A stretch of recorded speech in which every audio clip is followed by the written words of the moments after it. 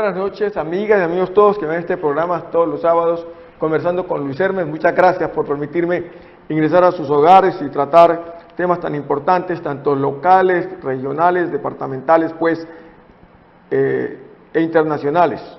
Hoy he querido estar únicamente sin invitados o invitado para hacer este programa porque hay muchos temas que tratar y entonces vamos a hacer un conversatorio de todos porque han pasado y se han sucedido muchas cosas muy rápidos en el país y no hemos tenido tiempo de asimilarlas. Vamos a tratar por un lado lo que ha sido y lo que fue el jueves, el 14 de julio, cuando Francia estaba celebrando su fiesta nacional, que se inicia justamente un 14 de julio con la toma de la Bastilla, y en ese día se sucedieron actos como los que habían pasado anteriormente, hacía aproximadamente 8 meses en Bataclan, con una gran cantidad de muertos. Vamos a hablar un poco sobre este tema. El segundo tema que vamos a tratar es la carta que el presidente Santos le envió al presidente Uribe sobre la firma de la terminación de la guerra, la iniciación del posconflicto y desde luego la búsqueda de la paz para los colombianos y la respuesta que el presidente, hoy senador Álvaro Uribe, le da al presidente Juan Manuel Santos. El tercer tema que vamos a tratar va a ser el paro camionero. Importante, no podemos dejarlo de un lado. Llevamos 38 días de este paro, de este cuento paro camionero que ha paralizado el transporte de los alimentos a lo largo y ancho del país, de norte a sur, de oriente a occidente, para los casi 50 millones de habitantes que demandamos alimentos. Y también tenemos dos temas que me parecen muy importantes. El uno, porque tiene que ver con mi comunidad, es prácticamente el haber desinvestido o destituido del curul de las negritudes al doctor Moisés Orozco, y la otra sería, desde luego, el trabajo que se viene haciendo por el plebiscito, donde unos están por el no y los colombianos, gran cantidad de los colombianos que queremos que cese esta guerra que ha dejado más de 250.000 muertos, que ha dejado más o menos casi 8 millones de desplazados y que le ha quitado familiares a casi todos los colombianos, pobres fundamentalmente, y que buscamos que los colombianos refrendando esta propuesta entre el gobierno nacional representado por su presidente Juan Manuel Santos, de acuerdo al mandato constitucional, la paz es un derecho y un deber de obligatorio cumplimiento. El presidente está en la obligación de buscar la paz para los colombianos, y porque también en el inciso segundo del artículo 2 dice que, en el artículo segundo total, habla que el presidente tiene como finalidad, el fin último del Estado es buscar la sana convivencia de todos los colombianos, y que las instituciones públicas están instituidas para defender a los colombianos en su vida, honra, bienes, sin distingos de raza, credo, condición, etcétera, etcétera. En consecuencia, los presidentes, casi todos, por no decir todos, han intentado la búsqueda de la paz, y por eso es importante que se refrende esta actitud, refrenda esta solución del posconflicto. Además, todos los países del mundo han resuelto gran parte de su situación a través de un referendo, a través de un plebiscito, a través de una Asamblea Nacional Constituyente, y otros, porque la misma Constitución le da las facultades, no han necesitado, como en efecto el presidente Santos tampoco lo necesitaba para la búsqueda de la paz. Pero sin embargo, se va a refrendar a través de un plebiscito, y de eso vamos a hablar un poco. Estos son los temas que vamos a tratar de confrontar con ustedes, amigas y amigos televidentes, y no quise invitar porque son tantos los temas y que cuando esto se presenta ustedes han visto que siempre trato de que hagamos algo didáctico para que podamos entre todos dilucidar un poco sobre los temas antes de tener invitados. Ya en la próxima semana tendremos invitados, pero ya ustedes desde el punto de vista de la didáctica ya tienen una formación para saber de qué estamos hablando. Vamos a ir a confrontar el caso primero, que es lo que tiene que ver con lo acaecido en Francia el día 14 de julio, cuando se estaba celebrando la fiesta nacional de Francia. Esto fue lo que sucedió. Los detalles de este nuevo atentado en Francia son verdaderamente espeluznantes. Y vamos en vivo ahora con Ricardo Arambari, que nos relata paso a paso cómo ocurrió todo. Buenas tardes, Ricardo, cuéntanos. Bárbara, buenas tardes a ti también. Francia ha sufrido varios ataques terroristas en los últimos 18 meses, el de la revista Charlie Hebdo, donde murieron 16 personas en enero de 2015. A finales de este año, 130 personas más murieron en París, incluyendo en el ataque del Bataclan, y ahora esto. Pero a simple vista, el atentado de anoche es diferente a otros. No había, aparentemente, que sepamos, la misma coordinación, pero sí la misma intención: matar indiscriminadamente. Este es el rostro del terrorista que realizó el ataque. Su nombre era Mohamed Laouayeh Boulel, de 31 años de edad. Según informó la Fiscalía francesa, Boulel fue el miércoles en su bicicleta a recoger el camión que utilizó anoche para el asesinato en masa.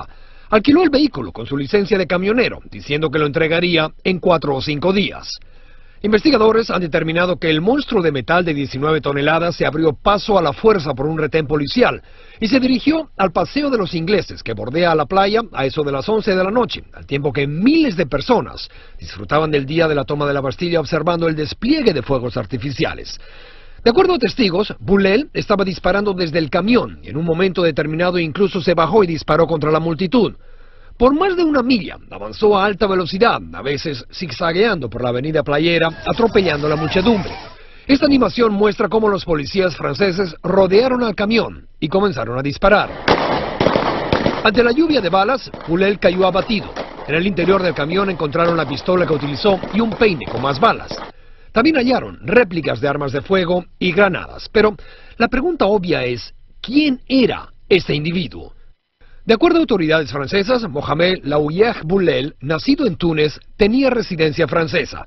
Vivía en Niza y tenía antecedentes criminales, pero por fechorías menores y violencia doméstica. Nada que indicara tendencias terroristas. Hoy, las autoridades allanaron su apartamento para averiguar si había actuado por cuenta propia o si tenía cómplices.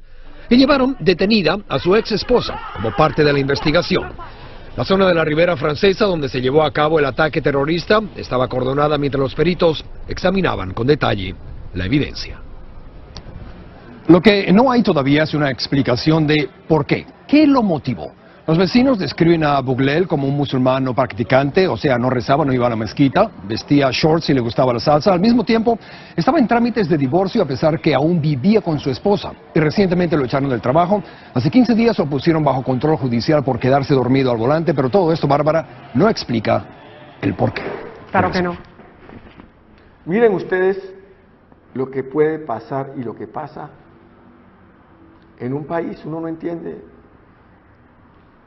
la situación sino cuando la vive. El problema puede ser que el tipo estaba desequilibrado, puede ser problemas de trabajo, puede ser problemas de deudas que tenía, según se dice, puede ser que no tenía la convivencia con la esposa, con quien estaba ya separado, una cantidad de situaciones. Una persona cualquiera puede producir cualquier daño muy grande. Podría ser que estuviera formando parte del Estado Islámico, no se sabe, no se tiene claridad de esto. Pero ya lo que se tiene claro es que van más de 84 muertos y más de 200 heridos. No hacía sino 8 meses. En Bataclan habíamos hablado de 137 muertos. Aquí hicimos también un especial sobre ese tema importante en Francia. Tiempo atrás sobre el periódico, donde más o menos fueron unos 30 y pico de muertos. Lo que quiero decir con esto es que una sola persona, 5 personas, 10 personas destinadas a inmolarse, destinadas a que su vida desaparezca, le pueden hacer muchísimo daño a un país. Esto, gracias a Dios, No ha ocurrido en Colombia todavía, de esa magnitud. Y por eso, sin lugar a dudas, yo soy de las personas que piensan que de una u otra manera tenemos que buscar la paz en Colombia, no solamente con la FARC, sino con todos los grupos alzados en arma. Es importante que los colombianos pensemos que tenemos que refrendar a través de este plebiscito esta lucha que lleva más de 52 años con la FARC, que terminado con la FARC lo podemos hacer con el ELN, y si el ELN no acepta, pues ya queda más fácil combatir. Es más difícil combatir a 12.000 que combatir a 4.000. Es más difícil combatir a varios o pelear con varios que combatir con uno solo o pelear con uno solo.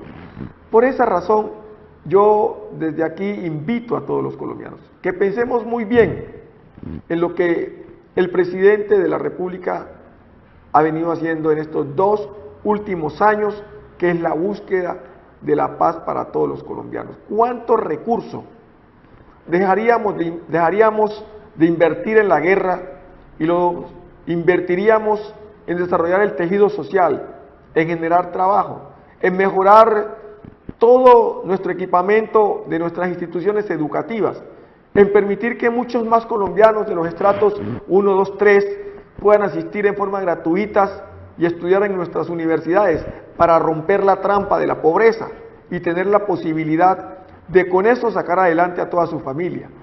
¿Cuánto se podría invertir para generar nuevos empleos para más colombianos?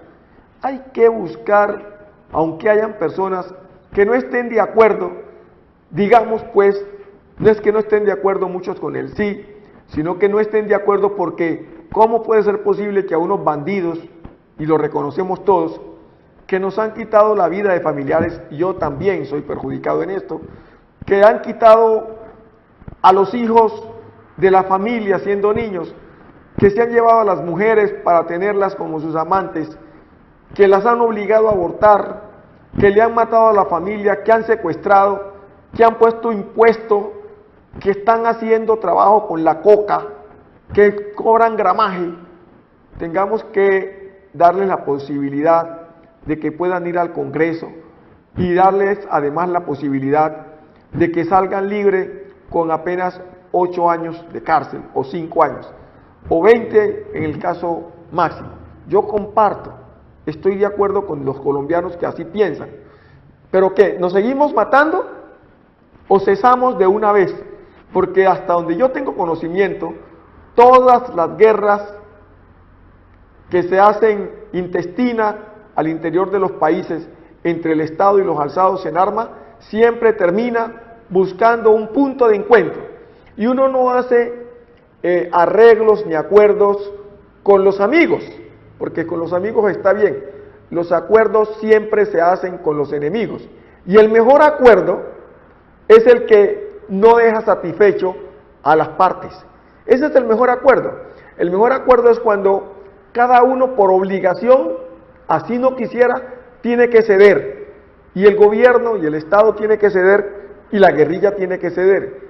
Y también tenemos que aceptar que los falsos positivos son resultado de actuaciones irregulares también de nuestra fuerza pública, que en algún momento tuvieron que actuar de esa manera, que no debían hacerlo, porque el imperio de las armas que son propias del Estado son justamente para actuar bien, no para actuar en forma irregular. De tal manera de que, por esta razón, esto que está ocurriendo allá ahorita en Francia, que ha ocurrido en diferentes países del mundo, no queremos que nos siga sucediendo en Colombia. Y por esa razón es importante que repiensen los que están con el no, de que aunque el camino, digamos, es muy complicado, que el dolor es muy profundo, que el perdón es individual y que uno tiene que perdonar para quitarse el odio que lo carcome por dentro, porque mientras uno odie, uno se tiene que enfermar y nunca se va a sanar. El que odia es un enfermo. Y entonces la única forma de encontrar paz en su alma y paz en su vida para seguir viviendo es el perdón.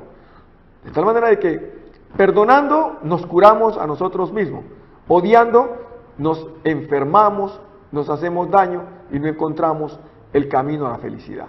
De esta manera, aún habiendo perdido a seres queridos, a nuestros seres queridos, estamos en la obligación de buscar el perdón, porque no podemos seguir por seculorum pensando cómo nos vamos a vengar.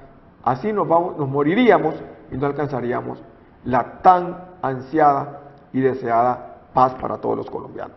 Este es el primer tema que queríamos tratar y vamos a ir a un ligero corte para que tratemos el segundo tema de los que les he anunciado.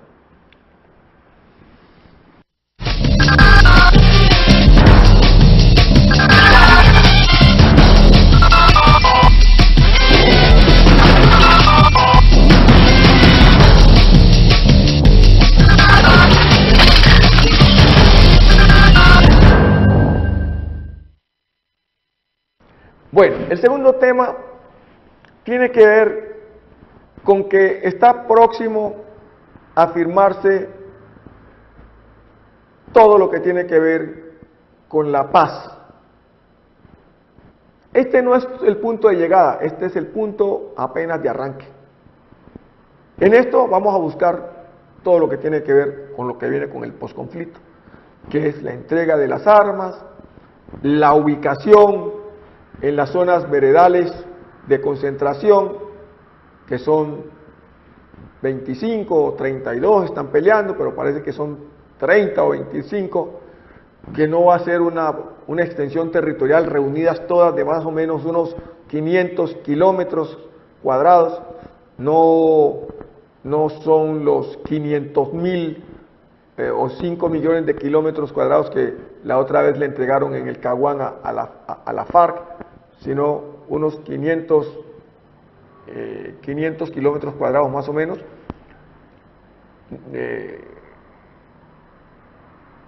Van a reunirse allí esta gente, tienen que venir a hacer pedagogía con sus militantes para poderlos reunir en una sola parte, porque obviamente aquí va a haber una lucha también con los del ELN, y por eso tienen que concentrarse en alguna región, en algunas zonas del país, aquellos que son miembros del ejército, de la FARC, con el ánimo de que ellos no entrarán en la guerra, ellos no van a estar en la guerra, y el combate se seguirá haciendo con otros grupos alzados en armas, específicamente con el Ejército de Liberación Nacional, ELN, que sigue alzado en armas, hasta que ellos decidan, o por voluntad propia, o por sometimiento del Estado, o porque quieren acuerdos que es importante negociar, porque por las armas no se van a poder tomar el Estado.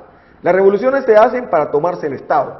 La revolución cubana la hizo Fidel Castro contra Batista para tomarse a Cuba, y a fe que lo logró el 31 de diciembre del año de 1958.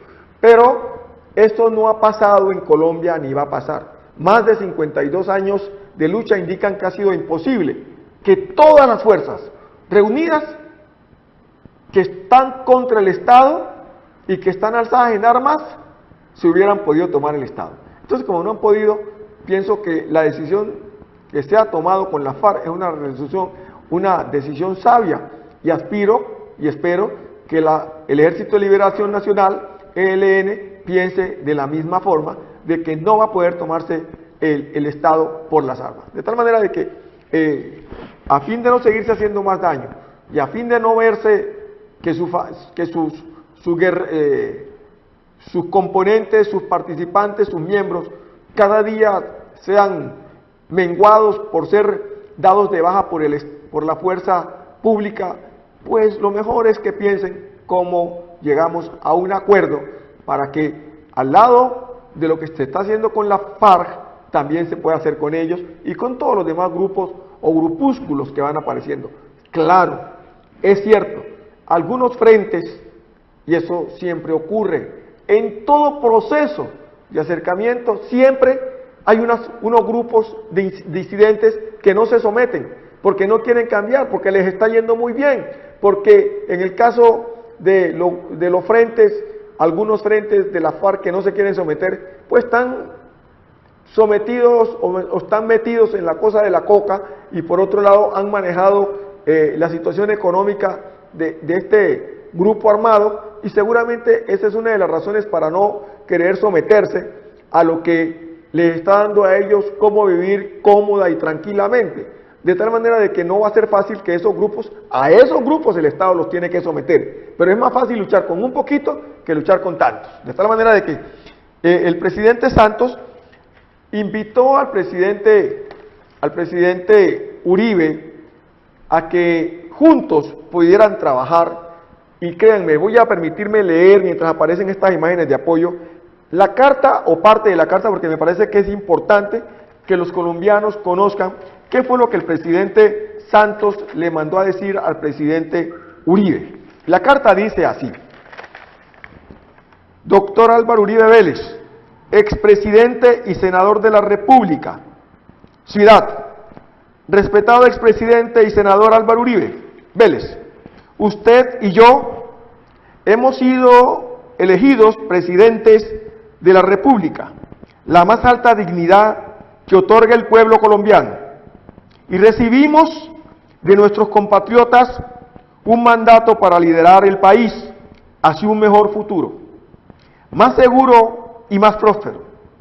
Cada uno de nosotros asumió esa responsabilidad con entereza y convicción a la luz de lo que el país requería en su momento histórico y con la mente y el corazón puestos en un mañana mejor. Esa responsabilidad nos impone igualmente el deber de liderar con el ejemplo para guiar el país por un camino de reconciliación y no de enfrentamientos. Convencido de esto, decidí escribirle esta carta para invitarlo desde el fondo de mi corazón a que nos ayude con su indiscutible liderazgo y sin abandonar su independencia crítica, claro está, a aprovechar la oportunidad única de paz que se abre a los colombianos y producir así el cambio que nos lleve a un futuro mejor para todos, en especial para las nuevas generaciones. Con ese propósito, trabajamos juntos cuando usted me hizo el honor de nombrarme como su ministro de Defensa. Me siento orgulloso de los resultados que obtuvimos en la consolidación de la seguridad democrática. Como presidente continué asestando los mayores golpes a los grupos armados ilegales, al crimen organizado y a la delincuencia común. También redoblamos los esfuerzos para acelerar la efectiva disminución de homicidios y secuestros que se inició en su administración.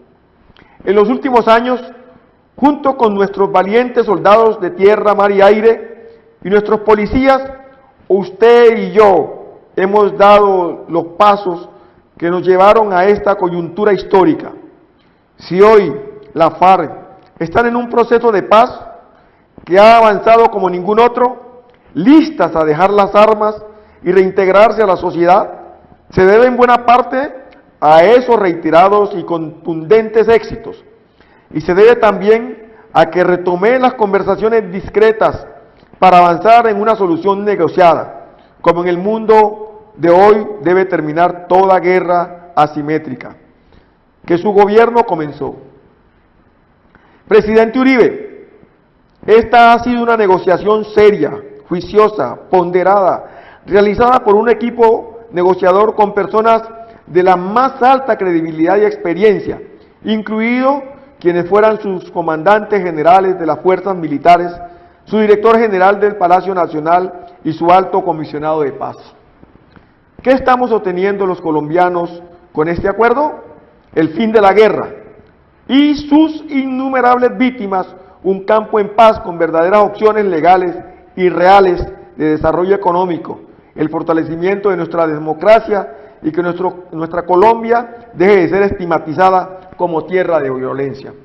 Las FARC entregan todas sus armas a las Naciones Unidas, abandonan el secuestro y la extorsión, rompen sus vínculos con el narcotráfico y la minería ilegal, cesan los ataques a la fuerza pública y a la población civil.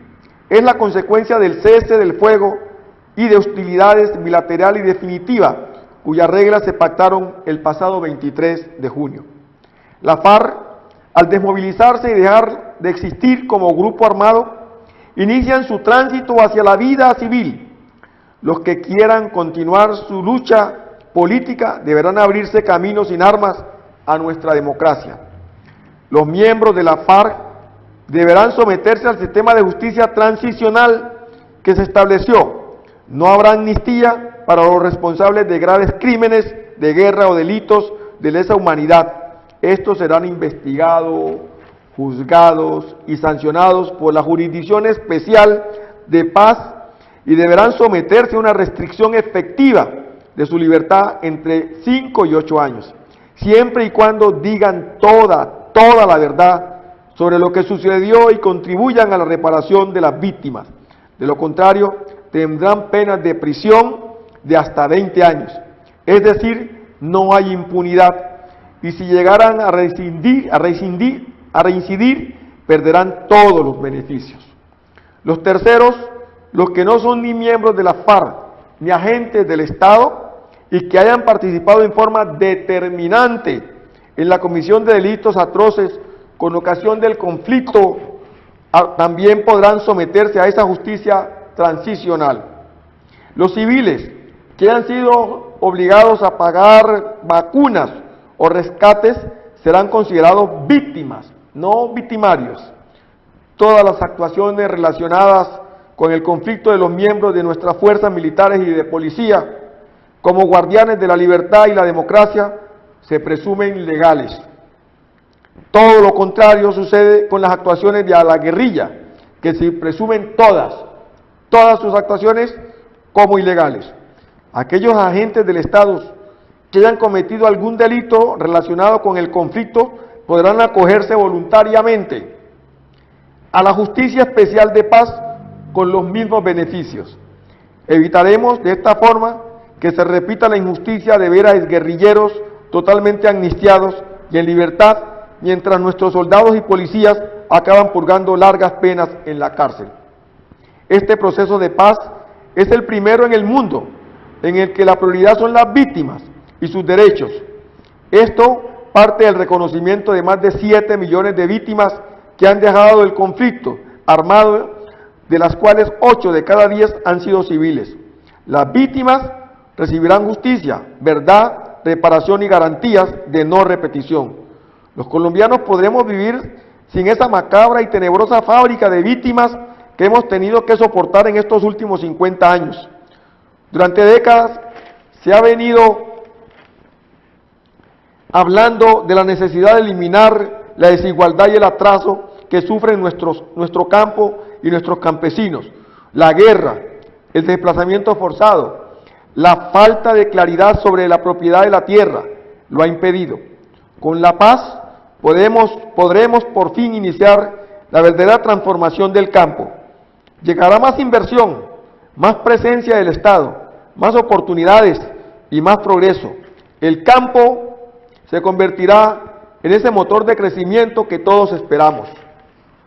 Con el fin de la guerra podremos ser más efectivos en la superación del problema de la droga. El Estado se concentrará en combatir a las grandes mafias. Los campesinos cultivadores no serán tratados como criminales, recibirán apoyo para tener alternativas económicas legales. Con la paz y una fortalecida presencia del Estado, los resultados serán más eficaces y permanentes. El domingo pasado se inició el primer plan piloto de colaboración con la FARC para tal fin. Por último, y como debe ser el objetivo de todo proceso de paz, aprovecharemos esta oportunidad para robustecer y ampliar las bases de nuestra democracia. Se pretende que todos los colombianos puedan participar, ser escuchados y decidir su futuro con tranquilidad y sin temor. Tenemos una oportunidad de oro que requerirá un gran esfuerzo por parte de todos los colombianos. Lo invito a usted y a sus seguidores a participar en el diseño de ese nuevo país que todos queremos, de esas nuevas reglas que garanticen, por ejemplo, los derechos de la oposición y mejoren nuestro sistema electoral. Estamos a tiempo de demostrar que la paz que se logra con los adversarios armados de más de medio siglo debe acompañarse de un espíritu de concertación y trabajo entre quienes obramos y siempre desde la democracia y dentro de la ley. El pueblo colombiano y la historia así lo exigen, sin sacrificar nuestros principios ni nuestras convicciones. Creo sinceramente que podemos trabajar conjuntamente en la construcción de un país mejor y en paz. En esta dirección estoy dispuesto, junto con el equipo negociador del gobierno, a reunirme con usted para escuchar sus inquietudes y abrir un diálogo constructivo. Hoy tenemos la oportunidad única de transformar nuestro país para el bienestar y la tranquilidad y el mejor futuro de nuestros hijos y de nuestros nietos, que no tienen por qué seguir sufriendo este conflicto. Como lo señaló el Papa Francisco, abro comillas, no podemos permitir otro fracaso más en este camino de paz y reconciliación, cierro comillas. Un cordial saludo, Juan Manuel Santos. Esta fue la carta que el presidente Juan Manuel Santos le envió al hoy senador y expresidente Álvaro Uribe Vélez, donde él reconoce que fue justamente el trabajo que hizo el expresidente Álvaro Uribe Vélez a través de la búsqueda de la seguridad democrática que desde luego la enarboló el hoy presidente Santos como ministro de Defensa para someter de alguna manera a la guerrilla que venía muy envalentonada con el gobierno del anterior presidente, el presidente Andrés Pastrana. Y desde luego logró diezmarla enormemente y todos los colombianos reconocemos que así fue. Pero hay en la vida un momento en que hacer un alto y al enemigo hay que darle la posibilidad de que pueda, pues, no rendirse, sino de que pueda someterse, si así se considera, o por lo menos pactar con él, en el caso de una guerra de esta naturaleza. Y eso es lo que hizo el presidente Santos, cumpliendo con el mandato constitucional. Por eso él lo invita a su antiguo jefe y hoy expresidente para que de consuno entre ellos dos puedan alcanzar la gloria para el bien de los 50 millones de colombianos. El presidente Uribe contestó de que él no va a ir a refrendar lo que ya está aprobado, que no tiene ninguna posibilidad de hacer. A mí me parece que pueda que en parte tenga razón, como algunos dicen. Yo considero que al presidente Santos, al presidente Uribe se lo invitó desde el principio. Hace 2 años el presidente Santos viene invitando al presidente Uribe para que juntamente luchen por esta causa. Si bien es cierto, se ha avanzado, y ya ahorita en este mes de julio, posiblemente el 30 de julio, se firma el fin del conflicto, el inicio de esta paz, no es menos cierto que todavía hay muchas cosas donde el presidente y el hoy senador Álvaro Uribe Vélez puede contribuir para el bien de la gloria de él y de Colombia y el bienestar de todos los colombianos, que lo llevamos a la presidencia de la República, o quienes votaron por él lo llevaron a la presidencia de la República, que le permitió reformar la Constitución. Hoy la Constitución vuelve nuevamente en el artículo 197 a lo que fue en el año de 1991. No puede haber más reelección presidencial. Eso le hizo mucho daño al país. No puede haber más. Y por eso yo celebro, alegre, de que la Corte Constitucional aceptó en esta reforma que se estaba haciendo de poderes, que la Carta Constitucional, en el artículo 374, que traía esa posibilidad de que el Congreso la pudiera reformar, o sea, por medio de un acto legislativo, no vuelve a haber posibilidad de que se haga por un acto legislativo. Se podrá reformar la Constitución, o bien mediante referéndum, es decir, por el pueblo colombiano, o bien por una Asamblea Nacional Constituyente. Se reformó el artículo 197 y ya desaparece que se pueda reformar la Constitución a través de un acto legislativo, o sea, que la puedan reformar los congresistas. Vamos a un corte comercial y volvemos.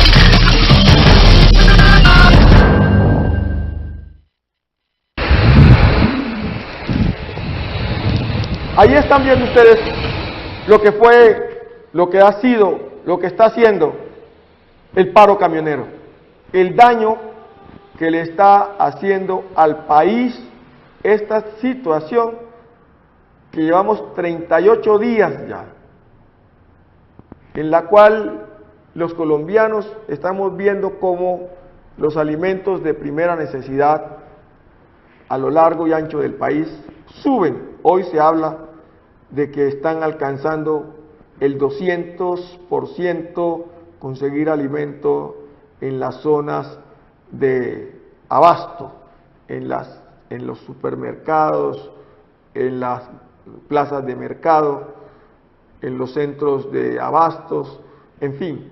Y este resultado se tiene que extender más allá de lo que está pasando ahorita, porque ahorita todavía hay una existencia que tienen los almacenes de superficie y que tienen algunas tiendas de abasto, pero tan pronto como esto siga avanzando, como en efecto está, las existencias se terminan y bueno, ya ustedes están viendo como por ejemplo la leche, las frutas, se está botando porque no hay cómo poderlas transportar. Ahí ustedes están viendo todo el daño que se está causando con que los alimentos se están tirando porque se pudren y antes de cargarlos, porque los camiones no pueden movilizarse, pues hay que tirarlos a la calle. Y cuando no, pues quienes están en el paro y se quieren mover los camiones que no están en el paro o que no quisieron meterse al paro, pues los están incendiando como ustedes pudieron ver. Francamente que es posible que los camioneros puedan tener alguna razón en que se ha subido la cantidad de peajes. No es menos cierto de que también los recorridos que hacen, miren la leche, cuánta gente pobre que no se toma un vaso de leche. Los recorridos son, digamos, extenuantes en ocasiones, pero no se puede revivir una tabla de fletes para seguir subiendo el costo los costes de flete para que los productos se encarezcan para el pueblo, que en última es el que tiene que pagar. Porque si yo soy expendedor de un producto y yo lo tengo que vender en 20 pesos o en 100 pesos, y a mí me suben 20 pesos el transporte, pues yo esos 20 pesos se los tengo que cargar al consumidor. Es decir, ya no lo voy a vender en 100 pesos, sino lo que lo voy a vender en 120 pesos. Y si ya no hablan de 20 pesos, sino del 40%, pues yo ya no lo voy a vender en 100, sino en 140. ¿Quién se va a perjudicar con eso? En última instancia, en la cadena alimenticia se va a perjudicar el obrero, el campesino, el más pobre, que es el que en última instancia tiene que comprar el producto. De tal manera de que pienso que allí ha habido una alocada intención y el gobierno nacional va a tener que tomar, como en efecto lo está haciendo, medidas muy drásticas que tengan que ver justamente en que hay que revivir el tren. Hay que revivir un transporte que le dé seguridad al país. Mire, quiere decir que el día que a los camioneros les dé la gana pueden parar al país totalmente.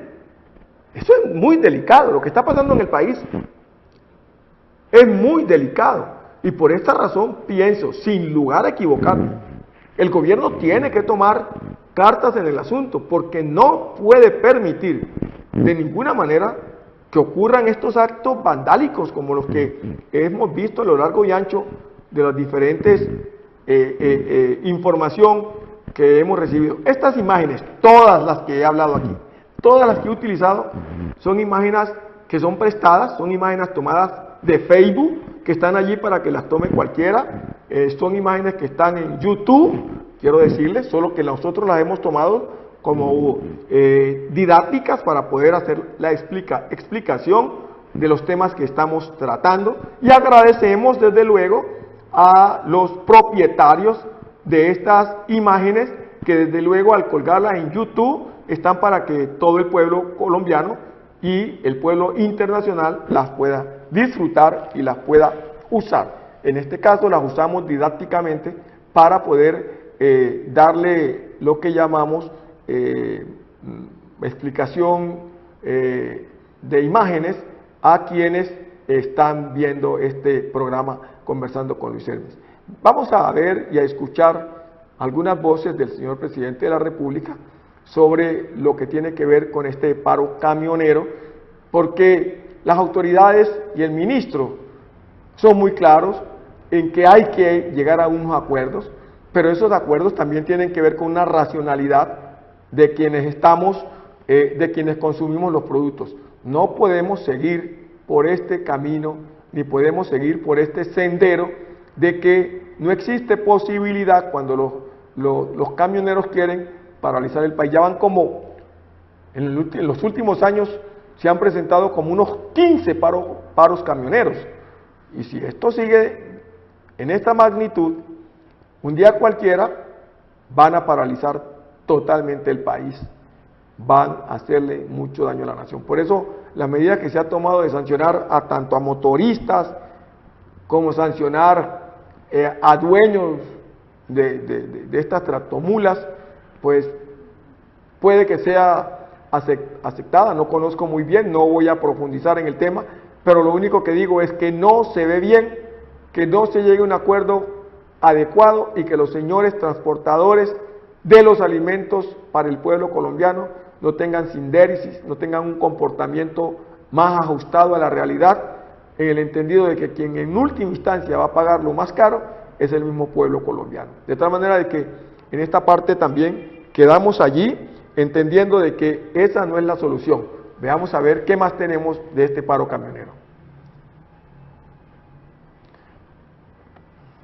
Juan Manuel Santos endureció el jueves las medidas para enfrentar un paro camionero que lleva 38 días y ha causado desabastecimiento y alza de precios. No pueden ir en contra de la canasta familiar, del bolsillo de las familias. No pueden ir en contra del normal abastecimiento de alimentos. No pueden ir en contra del empleo, del trabajo decente, de la actividad de los campesinos, de la actividad de los industriales. El mandatario elevó a 50.000 el número de efectivos de la fuerza pública que custodiarán las carreteras y acompañarán a los transportistas que no se adhieran a la paralización. Las nuevas medidas del gobierno, que también incluyen la cancelación de licencias de conducción y operación a los conductores en paro, se dan después de enfrentamientos entre manifestantes y policías que dejaron un muerto y varios heridos. La violencia, las amenazas, los atentados contra las personas y los usuarios de las vías no pueden ser expresiones de protesta aceptables ni tolerables. El paro busca poner en marcha programas sociales para los conductores, mayor seguridad en las vías y baja en el costo de los peajes y combustibles, entre otros reclamos.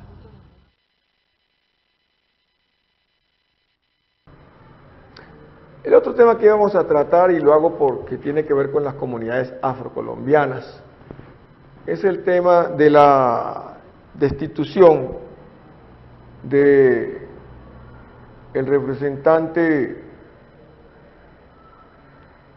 o la nulidad, digamos así más bien, del curul del representante de las negritudes, de los dos curules. Las negritudes presentaron una cantidad de listas por los dos curules del Congreso de la República. La Constitución trae que las negritudes tendrán derecho a dos curules, las comunidades negras tendrán derecho a dos curules en la Cámara de Representantes por circunscripción nacional.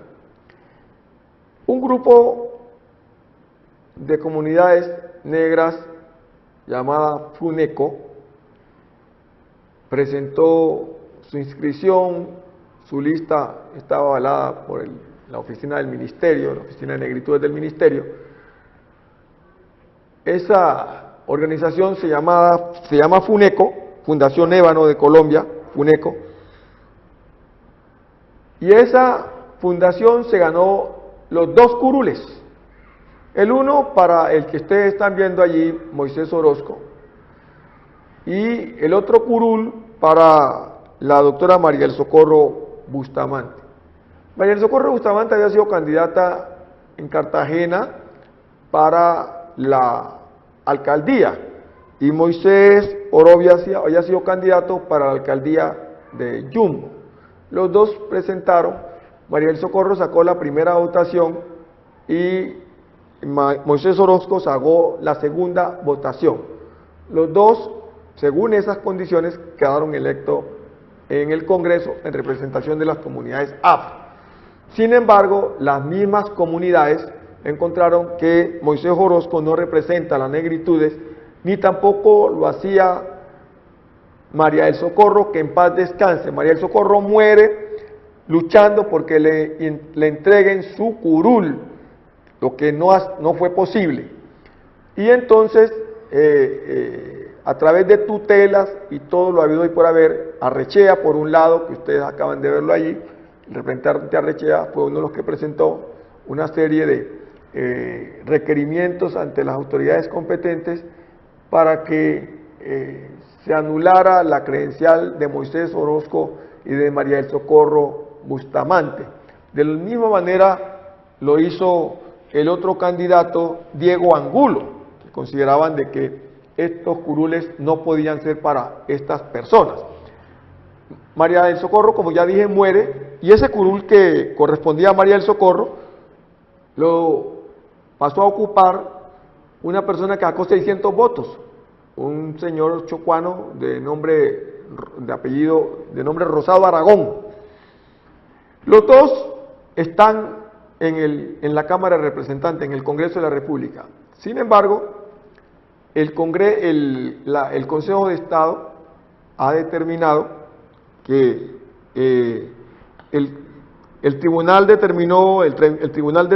el Consejo de Estado anuló la elección del representante Moisés Orozco, considerando de que no representa a las comunidades afro y que hubo una ilegalidad al inscribirlo.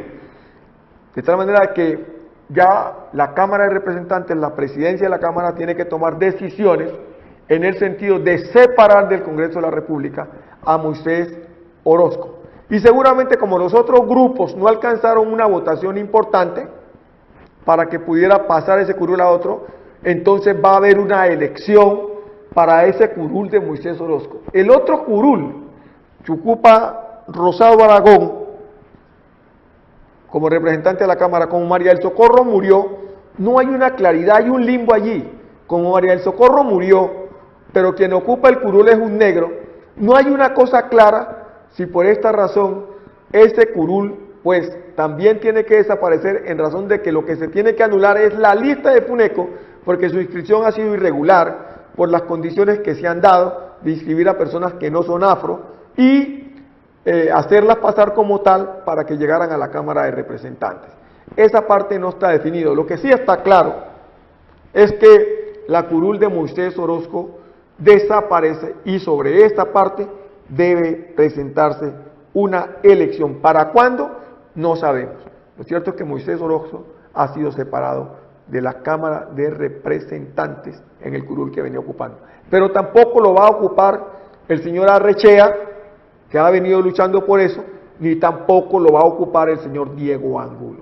Ninguno de los dos curules. Con esto veo claridad para que se quede entendido de que no existe posibilidad de que ninguno de ellos llegue al Congreso. Esta parte la terminamos allí y pasamos a un corte comercial para tratar otro tema de interés que tiene que ver con la ofensiva del sí.